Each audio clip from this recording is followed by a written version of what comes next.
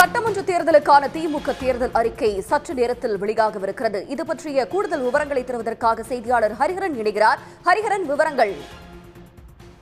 சட்டமன்ற தேர்தல் வருகின்ற ஏப்ரல் 23ஆம் தேதி நடைபெற உள்ள நிலையில தமிழ்நாட்டில் அனைத்து கட்சிகளுமே தேர்தல் பணிகளை தீவிரமாக செயல்படுத்தி வருகின்றது. திமுகவை பொறுத்த வரைக்கும் திமுகவிற்கு ஒவ்வொரு தேர்தலுக்குமே மிக முக்கியமான ஒரு அங்கமாக கருதப்படும் தேர்தல் அறிக்கை இன்று வெளியாகின்றது.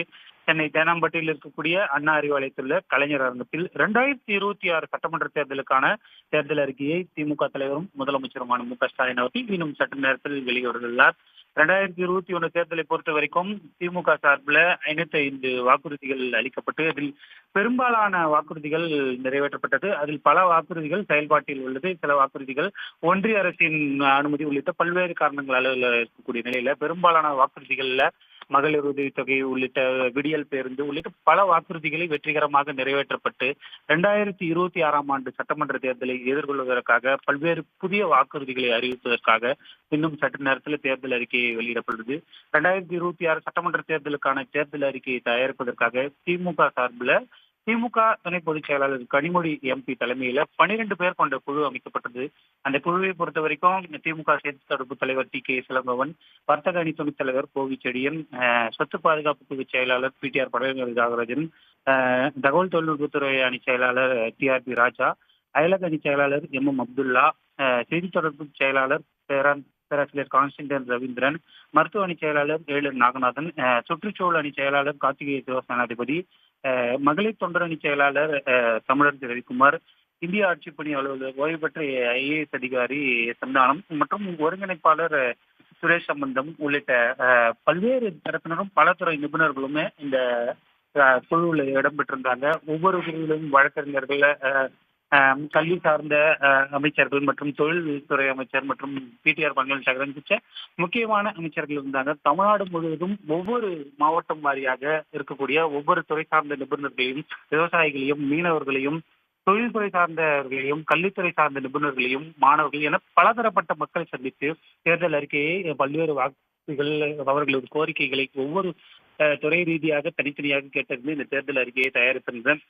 இம்முறை நேரடியாக மற்றும் செல்லாமல் திமுகவை பொறுத்த வரைக்கும் தகவல் தொழில்நுட்பத்தை கையாள்வதில் திமுக இந்தியாவிலேயே ஒரு முன்னோடியான கட்சியாக இருக்கக்கூடிய ஒரு நிலையில தேர்தல் அறிக்கைக்கு பொதுமக்களிடமிருந்து கருத்துக்களை பெறுவதற்காக ஒரு தனி பிரத்யேக இணையதளம் உருவாக்கப்பட்டது. இணையதளத்தில் பலதரப்பட்ட செய்திகள், பலதரப்பட்ட கோரிக்கைகள் இருந்தாலுமே குழுவினருக்கு மிக எளிமையாக புரிந்து கொள்ளும் வகையிலும் பொதுமக்களும் பல்வேறு துறை சார்ந்த நிபுணர்களும் தெரிவிக்கும் கருத்துக்களை மிக எளிமையாக குழுவினருக்கு சென்றடையும் வகையில ஏஐ தொழில்நுட்பம் மூலமாக ஒரு இணையதளத்தை உருவாக்கி பல்வேறு கருத்துக்களை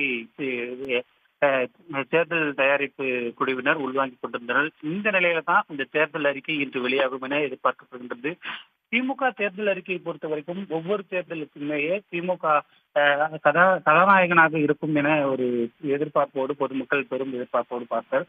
இந்த தேர்தலை பொறுத்த வரைக்கும் திமுக தேர்தல் அறிக்கை எவ்வாறு இருக்கும் என தேர்தல் அறிக்கை தயாரிப்பு குழு தலைவர் கனிமொழியிடம் செய்தியாளர்கள் கேட்டிருந்த போது இந்த தேர்தல் அறிக்கையை பொறுத்த வரைக்கும் கதாநாயகனாக மட்டுமில்லாமல் கதாநாயகியாகவும் இருக்கும் என தெரிவித்திருந்தார். கடந்த தேர்தல் அறிக்கையை பொறுத்த வரைக்கும் பெண்களுக்கு முக்கியத்துவம் வாய்ந்ததாகவும், கல்விக்கு முக்கியத்துவம் வாய்ந்ததாகவும், தொழில்துறை முதலீட்டிற்கு முக்கியத்துவம் வாய்ந்ததாகவும், வேலைவாய்ப்பை முக்கியத்துவம் அளிக்கும் வகையிலும் சமூக நலத்திட்டங்கள் சார்ந்தும் கடந்த தேர்தல் அறிக்கை இருக்கக்கூடிய நிலையில தற்பொழுது முதலமைச்சரின் கனவாக இருக்கக்கூடிய $1 trillion தமிழ்நாடு பொருளாதார வளர்ச்சி $1 trillion என்ற ஒரு வளர்ச்சியை நோக்கி முதலமைச்சர் தமிழ்நாட்டின் முன்னேற்ற பாதையில் கொண்டு செல்ல வேண்டும் என்ற நோக்கில தொடர்ந்து 2வது முறையாக ஆட்சியை பிடிக்க வேண்டும் என்ற ஒரு நோக்கில தேர்தல் அறிக்கை தயாரிக்கப்பட்டுகின்றது. கடந்த தேர்தலை பொறுத்த வரைக்கும் திமுக இலவசங்கள் என்ற ஒரு வார்த்தையை தவிர்த்து உரிமை என்ற ஒரு வார்த்தையை கொண்டு வந்தது. குறிப்பாக மகளிர் உரிமை தொகை என்ற ஒரு வார்த்தையை கொண்டு வந்திருக்கக்கூடிய சூழல்ல இலவசங்களாக அதை பார்க்காமல் சமூக நல திட்டங்களாக அதை கொண்டு வந்து ஒவ்வொரு இடத்திலும் கொண்டு செல்லக்கூடிய ஒரு நோக்கில தொடர்ந்து திமுக அந்த பணிகளை செய்து வருகிறது. சமூக நலத்திட்டம் சார்ந்தகளும் புதிய அறிவிப்புகளும் புதிய வாக்குறுதிகளும் இந்த தேர்தல் அறிக்கையில இடம்பெறலாம் என தெரிவிக்கப்பட்டது. கல்வி சார்ந்தும், தொழில்துறை சார்ந்தும், வேலைவாய்ப்பு சார்ந்தும் மிக முக்கியமான அறிவிப்புகள் இருக்கலாம். கல்வி சார்ந்த இதை பொறுத்த வரைக்கும் கடந்த தேர்தலிலும் அறிவிக்கப்படாத ஒரு வாக்குறுதியான நான் முதல்வன் திட்டத்தை முதலமைச்சர் தொடர்ந்து அறிவித்து மிக வெற்றிகரமான ஒரு திட்டமாக மாற்றி காட்டியிருக்காரு. குறிப்பாக நான் முதல்வன் திட்டத்தை பொறுத்த வரைக்கும் மாணவர்கள் பள்ளி கல்வியிலிருந்து படிக்கும் பொழுதே அவர்களை அடுத்தடுத்த கட்டத்திற்கு தயார் செய்து ஒவ்வொரு இடத்திலுமே எந்தெந்த மாதிரியான, அதாவது குறிப்பாக வேலைக்கு தேவையான திறன்களை வளர்த்து வேலை வாய்ப்புல வெற்றிகரமான அடுத்தடுத்த நிலைக்கு கொண்டு செல்வது, போட்டித் தேர்வுகள்ல மாணவர்களை தயார்படுத்தி அகில இந்திய அளவிலான போட்டித் தேர்வுகள்ல ஐஏஎஸ், ஐபிஎஸ் போன்ற மிக முக்கியமான யூபிஎஸ் தேர்வுகளை வெற்றி பெற செய்வது போன்ற முன்னோடி திட்டத்தை கொண்டு வந்து இந்திய அளவில் பாராட்டை பெற்றது. குறிப்பாக காலை உணவு திட்டம் மிகப்பெரிய அளவில் வெற்றி அடைந்தது. அதனை இந்தியாவின் பல மாநிலங்களில் பின்பற்றும் ஒரு நிலைக்கு ஒரு அறிவிப்பினை கொண்டு சென்றிருந்தார். இந்த நிலையில தான் இன்னும் சற்று நேரத்தில் தேர்தல் அறிக்கை வெளியாக உள்ளது. தற்போது முதலமைச்சர் அவர்கள் வருகை தந்திருக்கிறார். தேர்தல் அறிக்கையை முதலமைச்சர் அவர்கள் வெளியிடுவார். பல்வேறு வாக்குறுதிகள் இதில் இடம்பெறலாம் என்றும் எதிர்பார்க்கலாம். நீங்கள் குறிப்பிட்டது போலவே 2021 தேர்தலில் பல்வேறு வாக்குறுதிகள் அறிவிக்கப்பட்டு அதில் பெரும்பான்மையாக நிறைவேற்றப்பட்டும் இருக்கிறது. குறிப்பாக மகளிர் உரிமை தொகை, மகளிர் விடியல் பயணம், காலை உணவு திட்டம் என பல மாநிலங்கள் உற்று நோக்கக்கூடிய பல சிறப்பம்ச திட்டங்களும் செயல்படுத்தப்பட்டிருக்கிறது. இந்த தேர்தல் அறிக்கையில் என்னென்ன திட்டங்கள் அறிவிக்கப்படுவதற்கான வாய்ப்புகள் இருக்கின்றன? இந்த தேர்தலை பொறுத்த வரைக்கும் தமிழகத்தின் வளர்ச்சியை நோக்கிய ஒரு தேர்தலாக இருக்கும். மிக முக்கியமாக பல திட்டக்குழுவின் செய்தியாளர் சந்திப்பில் குறிப்பிடும் பொழுதை பொறுத்த வரைக்கும் $1 trillion பொருளாதாரம் என்ற ஒரு மிக முக்கியமான நகர்வை நோக்கி தமிழ்நாட்டின் பொருளாதார வளர்ச்சி $1 trillion என்ற ஒரு முக்கியமான நகர்வை நோக்கி கொண்டு செல்வதற்காக இந்தியாவிலேயே பொருளாதார வளர்ச்சியில் தமிழ்நாடு முதலிடம் பெற்றிருக்கக்கூடிய நிலையில தொழில்துறை சார்ந்தும், கல்வி சார்ந்தும், சமூக நலத்திட்டங்கள் சார்ந்தும் பல்வேறு அறிவிப்புகள் இடம்பெறலாம் என எதிர்பார்க்கப்படுகின்றது. தொழில்துறை சார்ந்து பொறுத்த வரைக்கும் கடந்த ஆட்சியில பொறுத்த வரைக்கும் தமிழ்நாடு முழுவதும் பல்வேறு தொழிற்சாலைகள் கொண்டு வரப்பட்டது. குறிப்பாக தலைநகரை மட்டும் மையமாக கொண்டு மட்டும் தொழிற்சாலைகள் கொண்டு வராமல் பரவலாக்கப்பட்ட ஒரு தொழிற்சாலை கொண்டு வரப்பட்டிருந்தது. தூத்துக்குடியில வின்பாஸ்ட், ராணிப்பேட்டையில டாடா நிறுவனம், ஒசூரில் எலக்ட்ரிக் பைக் நிறுவனம் என தமிழ்நாடு முழுவதும் பரவலாக்கப்பட்ட ஒரு வளர்ச்சியை கொண்டு வரப்பட்டது. தமிழ்நாட்டில் இருக்கக்கூடிய மிக முக்கியமான நகரங்கள்ல சென்னை ஏற்கனவே கடந்த திமுக ஆட்சியின் போதுதான் சென்னையில் அண்ணா நூற்றாண்டு நினைவு நூலகம் கொண்டு வரப்பட்டிருந்தது. அதனை ஒரு முன்னோடியாக கொண்டு மதுரை, திருச்சி, கோவை உள்ளிட்ட இடங்களிலையும் நூலகங்களை கொண்டு வரும் முயற்சியில மதுரை மற்றும் திருச்சியில் வெற்றிகரமாக செயல்படுத்தப்பட்டிருக்க கோவையில அந்த பணிகள் முழுமையாக முடிந்து சிறப்பு விழாவிற்கும் தயாராக இருந்தக்கூடிய நிலையில நூலகங்கள் கொண்டு வரப்பட்டது. கல்வித்துறையை பொறுத்த வரைக்கும் நான் முதல்வன் திட்டம் ஒரு மிக முக்கியமான திட்டமாக பார்க்கப்படுகின்றது. முதலீடுகள் கொண்டு வரக்கூடிய நேரத்தில் இங்க இருக்கக்கூடிய மாணவர்கள் திறன் சார்ந்து இருக்க வேண்டும் என்ற ஒரு நோக்கத்துல மாணவர்களை கொண்டு செல்ல வேண்டும் ஒரு நேரத்துல திறன் சார்ந்த பல்வேறு விஷயங்களை இந்த கடந்த முறை திட்டங்களை வெற்றிகரமாக செயல்படுத்தி கொண்டு வரப்பட்டிருந்தது. அதனைத் தொடர்ந்து விவசாயத்திற்கு தனி பட்ஜெட் அறிவிக்கப்படும் என கடந்த தேர்தல் அறிக்கையின் போது தெரிவித்திருந்தது.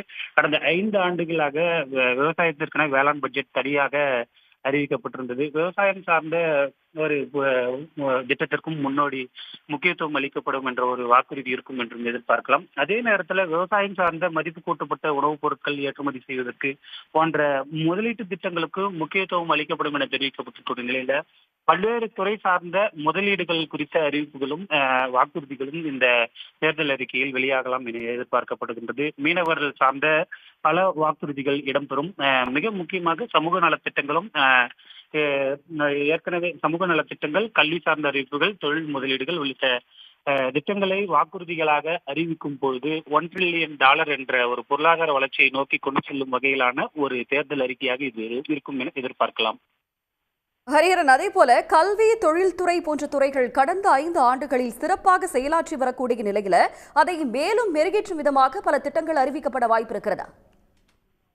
நிச்சயமாக பல திட்டங்கள் அறிவிப்பதற்கு வாய்ப்பு இருக்கு. கல்வித்துறையை பொறுத்த வரைக்கும் ஏற்கனவே நாம் தெரிவித்திருந்தது நான் முதல்வன் திட்டம் ஒரு முன்னாடி திட்டமாக இருந்தது.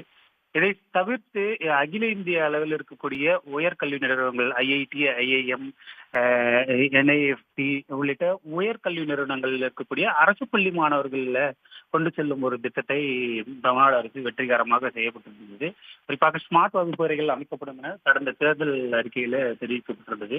அதனை ஒரு முன்னோடியாக கொண்டு வந்து ஒவ்வொரு மாவட்டங்களிலுமே ஸ்மார்ட் பள்ளிகள் தொடங்கப்பட்டு, அதாவது அந்தந்த மாவட்டங்களில் சிறப்பாக செயல்படும் மாணவர்களை அந்த மாவட்ட அளவில் இருக்கக்கூடிய ஸ்மார்ட் பள்ளிகளுக்கு மாணவர்கள் மாற்றப்பட்டு அவர்களுக்கான அடுத்தடுத்த உயர்கல்வி நிறுவனங்களுக்கு தேர்வுகளுக்கு நடைபெறும் தேர்வுகளுக்கு தயார்படுத்தப்பட்டு இந்தியா முழுவதும் இருக்கக்கூடிய உயர்கல்வி நிறுவனங்கள்ல அரசு பள்ளி மாணவர்களை கொண்டு சேர்க்கும் வகையில ஒரு திட்டத்தை அரசு கொண்டு வந்திருந்தது. குறிப்பாக பழங்குடியின பெண் அரசு பள்ளியில் படித்த பழங்குடியின பெண் ஒருவர் ஐஐடியில் சேர்ந்த செய்தியை கடந்த ஆண்டு நம்ம பார்த்திருந்தோம். அந்த வகையில தான் கல்விக்கான முக்கியத்துவம் எந்த அளவுக்கு இருக்கும்னு நம்ம எதிர்பார்த்திருந்தோம். கல்விக்கு அதே முக்கியத்துவம் அளிக்கக்கூடிய அந்த நேரத்துல நான்மகள்வன் வெற்றி விழா கடந்த சில மாதங்களுக்கு முன்பாக நடந்த போது அதன் வெற்றியும் அதன் முடிவுகளையும் எந்த அளவுக்கு தமிழ்நாட்டில் வெற்றிகரமாக செயல்படுத்தப்பட்டது என்பதை நம்ம பார்த்தோம். பெண்களுக்கு பொறுத்த வரைக்கும் மகளிர் உரிமை தொகை, அதனைத் தொடர்ந்து விடியல் பேருந்து உள்ளிட்ட திட்டங்களை கடந்து தமிழ்நாட்டில தான் இந்தியாவிலேயே அதிகம் பேர் பணிபுரியும் பெண்கள் தமிழ்நாட்டில் தான் உள்ளது என்ற ஒரு நிலையை கொண்டு சென்றது. குறிப்பாக ஒவ்வொரு தொழிற்சாலையிலுமேயே பெண்களுக்கு அதிக முக்கியத்துவம் அளித்து வேலை வாய்ப்பை வழங்கும் வகையிலையும் கொண்டு செல்லப்பட்டிருக்கு. தொழில் முதலீடுகள் அதிகரித்திருப்பது இதற்கு மிக முக்கியமான காரணமா இருக்கும். தொழில் முதலீட்டுல மிகப்பெரிய கார்ப்பரேட் நிறுவனங்களை கடந்து எம்எஸ்எம்இ எனப்படும் சிறு குறு நிறுவனங்களை அதிகரிப்பதற்காகவும் ஸ்டார்ட் அப் நிறுவனங்களை அதிகரிப்பதற்காகவான ஒரு திட்டத்தை கொண்டு வரப்பட்டு ஸ்டார்ட் அப் என முதலீட்டு மாநாடுகள் அவ்வப்போது நடத்திய அந்த தொழில் முதலீடுகளை அதிகரித்து அதன் மூலம் வேலை வாய்ப்புகளையும் தமிழ்நாட்டின் பொருளாதாரத்தையும் அதிகரிக்கும் வகையிலான வாக்குறுதிகள் பல கடந்த தேர்தலிலும் இருந்தது.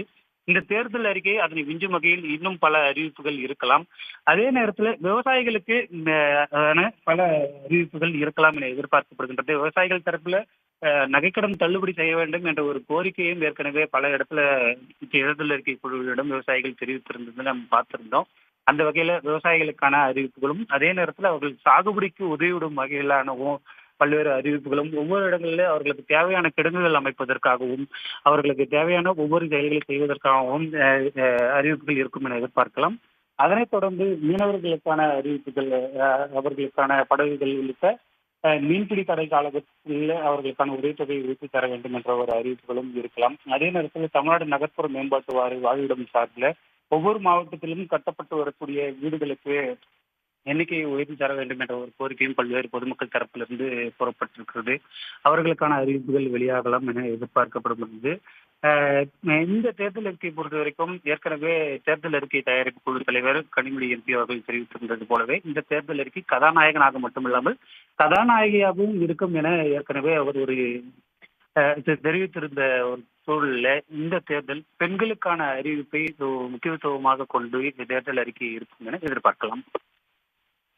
தேர்தலை ஒட்டி கடந்த டிசம்பர் மாதம் திமுக துணை பொதுச் செயலாளர் கனிமொழி தலைமையிலான தேர்தல் அறிக்கை தயாரிப்பு குழு எந்தெந்த துறைகளை மையப்படுத்தி கலந்தாலோசனை மேற்கொண்டு இந்த தேர்தல் அறிக்கையை தயாரித்திருக்கிறது? ஹரிஹரன், தேர்தல் அறிக்கை தயாரிப்பு குழுவை பொறுத்த வரைக்கும் இந்த முறை அனைத்து தரப்பினருமே கலந்து ஆலோசித்தது. ஒவ்வொரு மாவட்ட வாரியாக தேர்தல் அறிக்கை தயாரிப்பு குழுவினர் கலந்து ஆலோசித்தனர்.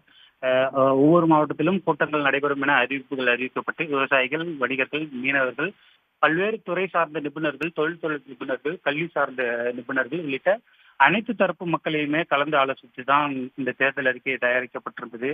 முக்கியமாக திமுக தரப்பை பொறுத்த வரைக்கும் வெறும் பேச்சுக்காக குழு அமைத்து அதனை அறிக்கையாக வெளியிடக்கூடிய ஒரு இயக்கமாக இருந்ததில்லை. ஒவ்வொரு முறை தேர்தல் நடைபெறும் பொழுது அதுல பல்வேறு துறை சார்ந்த இந்த குழுவை பார்க்கும் பொழுது அதுல மிக முக்கியமான அமைச்சர்கள் இடம்பெற்றிருக்காங்க. குறிப்பாக உயர்கல்வித்துறை அமைச்சராக இருக்கக்கூடிய கோவிசெழியன் இந்த குழுவில் இடம்பெற்றிருந்தார். அதே நேரத்தில் அமைச்சர் PTR பழனிவேல் தியாகராஜன் அவர்களும் தொழில்துறை அமைச்சர் TRP ராஜா அவர்களும் இந்த குழுவில் இடம்பெற்றிருக்காங்க. அதனைத் தொடர்ந்து 1000 விளக்கு சட்டமன்ற உறுப்பினராகவும் திமுக மருத்துவ அணி செயலாளராகவும் இருக்கக்கூடிய வேலூர் நாகநாதன், செய்தி தொடர்புத்துறை செயலாளர் மற்றும் செய்தி தொடர்புத்துறை தலைவர் TKS இளங்கோவன் மற்றும் கான்ஸ்டன்டைன் ரவீந்திரன் ஆகியோரும், சுற்றுச்சூழல் அணி செயலாளர் கார்த்திகேய சிவசேனாதிபதி உள்ளிட்ட பல்வேறு தரப்பினரும் இந்த குழுவில் இடம்பெற்றிருக்காங்க.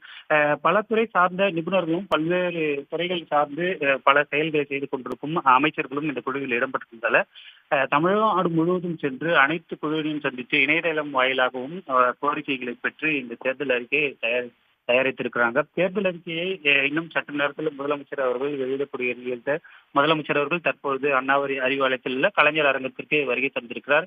கலைஞர் அரங்கத்தில் இதற்கான ஏற்பாடுகள் முழு வீச்சில் தயாராக இருக்கக்கூடிய நிலையில முதலமைச்சர் அவர்கள் இன்னும் சற்று நேரத்தில் தேர்தல் அறிக்கையை வெளியிட உள்ளார்.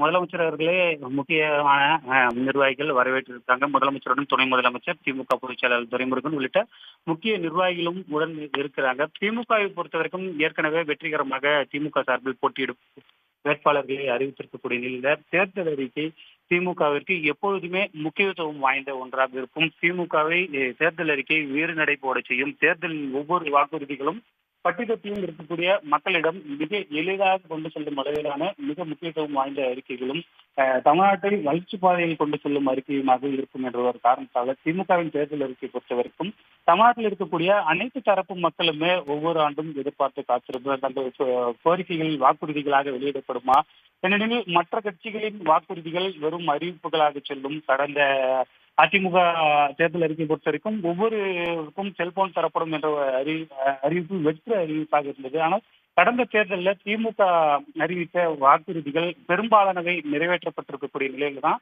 இன்றைய தினத்துல திமுக தேர்தல் அறிக்கையை முதலமைச்சர் அவர்கள் வெளியிடவுள்ளார். இதற்காக முதலமைச்சர் அவர்கள் பல்வேறு தமிழ்நாட்டில் இருக்கக்கூடிய பல்வேறு நகரங்களில் திமுக தேர்தல் அறிக்கை இன்று வெளியாவதற்கு குறித்த அறிவிப்புகள் குறித்த போஸ்டர்களும் ஒட்டப்பட்டிருந்தது. கடந்த சில மணி நேரங்களுக்கு முன்னதாக கூட தலைப்புச் செய்திக்கு ரெடியா என்ற ஒரு எக்ஸ்தல வார்த்தைக்கு முதலமைச்சர் ஒரு பதிவிட்ட பிறகு தற்போது இந்த கலைஞர் அரங்கத்திற்கு வந்திருக்கிறார். முதலமைச்சர் அவர்கள் செய்தியாளர்களையும் சந்தித்து அதனைத் தொடர்ந்து இன்னும் சற்று நேரத்தில் தேர்தல் அறிக்கையை வெளியிடுவதற்கு தயாராகிறார். தமிழ்நாடு எதிர்பார்க்கும் தேர்தல் அறிக்கையை இன்னும் சற்று நேரத்தில் முதலமைச்சர் அவர்கள் வெளியிட உள்ளார். சற்று நேரத்திற்கு முன்பாக தமிழ்நாடு முதலமைச்சர் மு.க.ஸ்டாலின் அண்ணா அறிவாலயத்திற்கு வந்திருக்கிறார். இன்னும் சற்று நேரத்திற்கு உள்ளாக திமுகவின் தேர்தல் அறிக்கை வெளியிடப்படவிருக்கிறது. எந்த அளவிற்கு இந்த தேர்தல் அறிக்கை எதிர்பார்ப்பை தமிழகம் முழுவதுமாக ஏற்படுத்தி இருக்கிறது ஹரிஹரன்?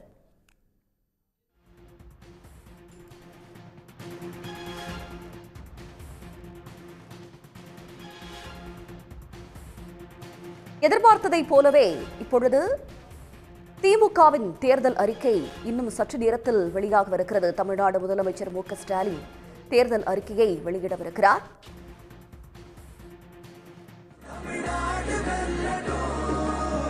தமிழ்நாடு போராடும், தமிழ்நாடு வெல்லும்.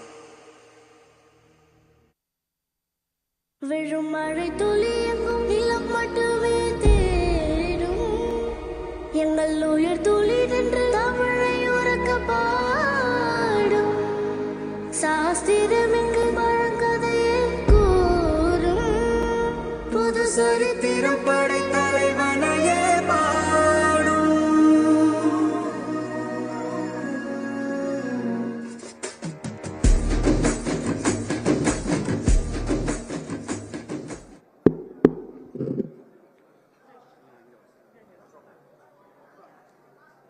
2026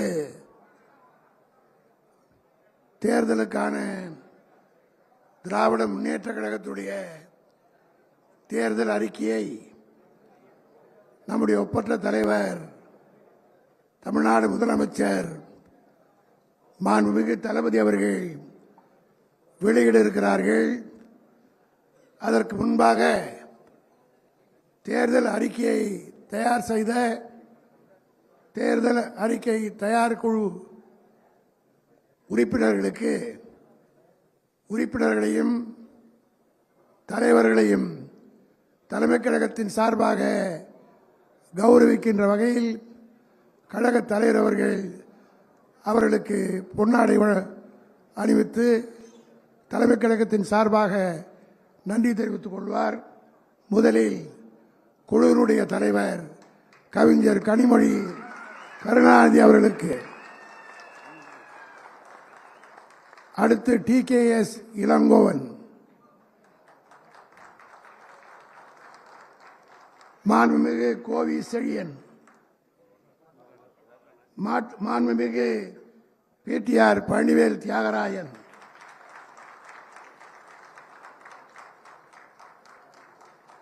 மாண்புமிகு TRB Raja, MM Abdullah, Constantine Ravindran MP, doctor Ezhil Naganathan,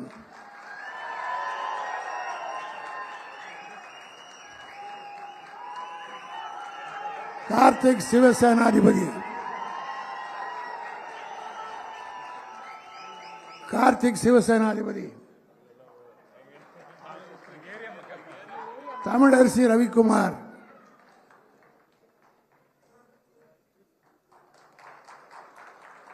G Santhanam IAS.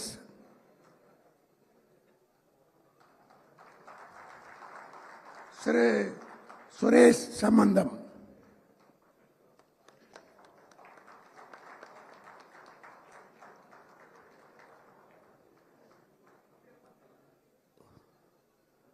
இப்பொழுது தலைவர் அவர்கள் தேர்தல் அறிக்கையை வாசிப்பார்கள்.